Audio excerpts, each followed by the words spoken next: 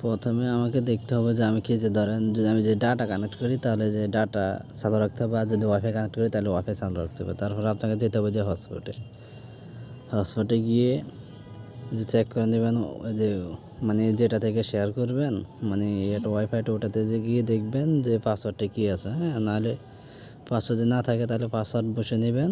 নেওয়ার পরে আপনি যে মোবাইলে নেবেন আর কি, ওয়াইফাই কানেক্ট করবেন, ওই মোবাইলে ওয়াইফাইতে ক্লিক করবেন। ক্লিক করার পরে যে জায়গায় আসবেন দেখবেন যে ওইটার হটস্পট আছে কিনা, চালু আছে কিনা। অফ থাকলে যে এভাবে অফ থাকলে অন করে দিবেন ওইটার হটস্পটের ইয়েটা। অন করার পরে এই জায়গায় আসবেন মানে যেটাতে কানেক্ট করবেন আর কি। এই যে এই জায়গায় ধরেন আমি যে চাঁদপুর এটা ফিল্ডটা এটা কানেক্ট করব। এই জায়গায় এসে ওই যে মোবাইলের যে পাসওয়ার্ডটা আপনি সেট করছেন না, ওইটা এই জায়গায় লিখিয়ে দেবেন, জিলানি 22। এই যে আমি ধরেন এই জায়গায় পাসওয়ার্ডটা দিয়ে দিলাম, ব্যাস কানেক্ট হয়ে গেছে।